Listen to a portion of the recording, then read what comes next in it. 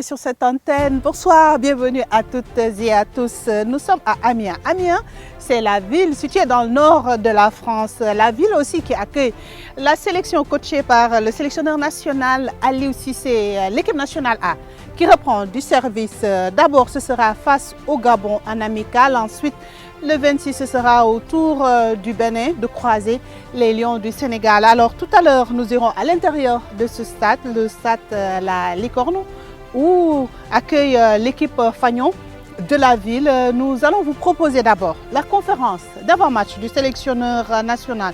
Comment est-ce qu'il va composer avec son nouvel effectif? On a noté des jeunes qui vont étraîner leur première sélection en équipe nationale A. Certainement qu'il leur fera jouer, disputer cette rencontre parce que juste après sa venue ici à Amiens, il est revenu sur cela. Permettre à ces joueurs peut-être de disputer cette rencontre amicale face au Gabon. Comment est-ce qu'Aliou Cissé va procéder? Nous allons lui poser la question. Juste après aussi, demain, nous allons revenir sur les temps forts de cette rencontre amicale entre le Sénégal et le Gabon. Ce sera la première sortie juste après cette désillusion. Bonjour à tous, je pense qu'aujourd'hui, ce qu'il faut remarquer, c'est surtout l'arrivée des joueurs. Je crois que dans l'ensemble, tout le monde est arrivé à l'heure. On a eu une séance lundi, 4 séances depuis le début de la semaine. Aujourd'hui, on serait à notre 5e séance. Donc pour répondre à ta question, Cara, je pense que l'ambiance est bonne. Aujourd'hui, vraiment, les garçons sont arrivés avec vraiment beaucoup de motivation. Et surtout, cette joie de venir retrouver la sélection. L'ambiance de travail est très bonne. Donc nous entraînons cet après-midi et puis préparer justement ce match de demain. Bonjour coach. Bonjour. Qu'est-ce que vous recherchez dans ce match face au Gabon? C'est important, c'est 2 matchs très importants pour nous dans la mesure où, comme vous le voyez, j'ai appelé plus de 31 joueurs. Nous savons qu'après, on n'aura pas l'opportunité en réalité d'avoir d'autres dates FIFA. Donc c'est le moment en réalité d'ouvrir la tanière. Nous l'avons ouvert d'une façon, j'ai envie de dire, très spéciale sur cette fois-ci. Donc l'objectif, c'est effectivement donner du temps de jeu à certains garçons qui n'ont pas l'habitude de jouer avec nous. Il y a de nouveaux joueurs qui sont là, les intégrer aussi dans le jeu et puis leur donner du temps de jeu. Peut-être que sur ces 2 matchs-là, vous aurez une équipe du Sénégal qui est différente de ce que le peuple sénégalais a l'habitude de voir.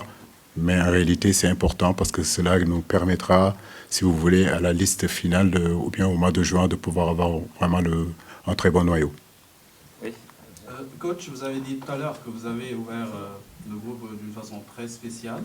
Mais on note quand même l'absence d'un arrière droit de métier, surtout avec l'arrêt de Sabali et la suspension de Crépin Diatta.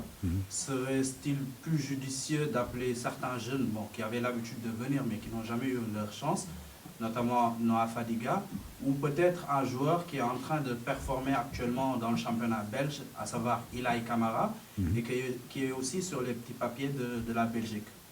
Oui, c'est des garçons qu'on connaît, comme vous le savez, Ilaï on connaît, on le suit, que ce soit Noah, il est déjà venu, Noah c'est un peu spécial. Mais c'est vrai que ce côté droit-là est un côté qui devient un problématique, dans la mesure où Youssouf Sabaly, comme vous le voyez, a arrêté. Crépin Diatta est suspendu, mais on a aussi le même problème aussi sur le côté gauche aussi, avec l'absence de Ballot, et il a fallu ramener un jeune comme Faye. Aujourd'hui, on a peu de joueurs sur les côtés, mais comme je le dis, c'est l'occasion aussi pour nous de changer le système et essayer de voir et pallier à ces absences-là. Mais ce n'est pas un gros problème, je le dis, je le répète, ce n'est pas un problème de poste, mais surtout c'est un problème de positionnement.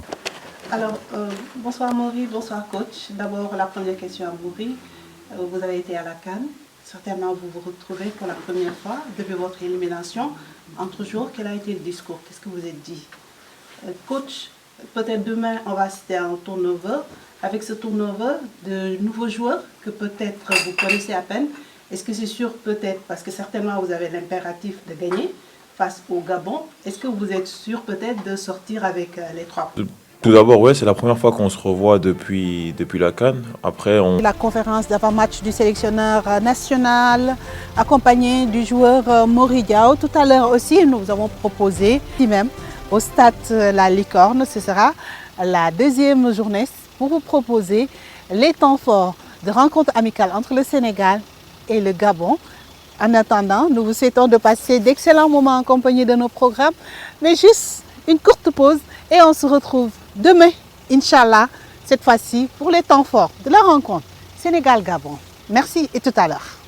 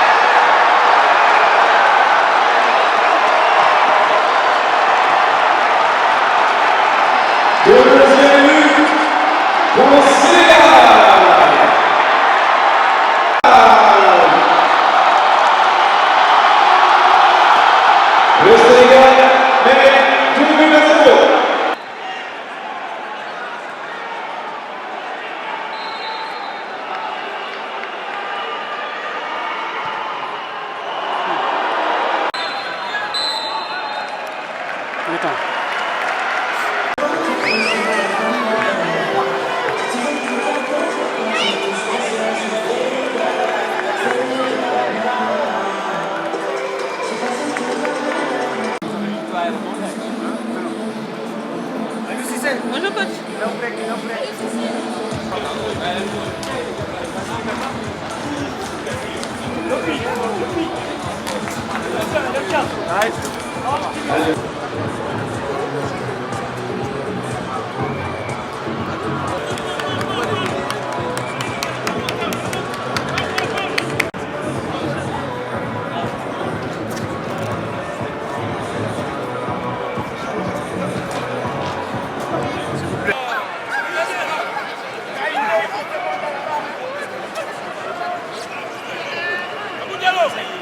C'est bon.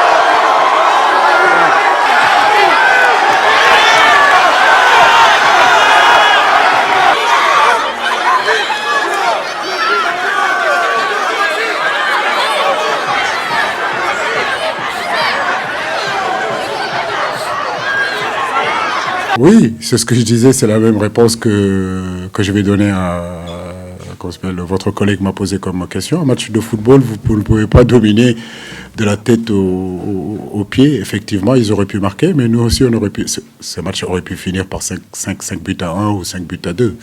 Donc je pense qu'effectivement, on a manqué énormément d'efficacité, notamment en deuxième période. On a eu des occasions pour faire le break. À la mi-temps, ça aurait pu être 3-0 au lieu de 2-0. Mais effectivement aussi, il faut donner la qualité, il faut donner du crédit à l'adversaire. Donc cet adversaire-là aussi n'était pas venu pour défendre et ne pas faire valoir ses qualités. Ils ont fait valoir leurs qualités, mais on les a maîtrisées. Et puis, comme je le dis, c'est un match, si on était un peu plus efficace, ça aurait pu passer de 3 à 4, peut-être même à 5.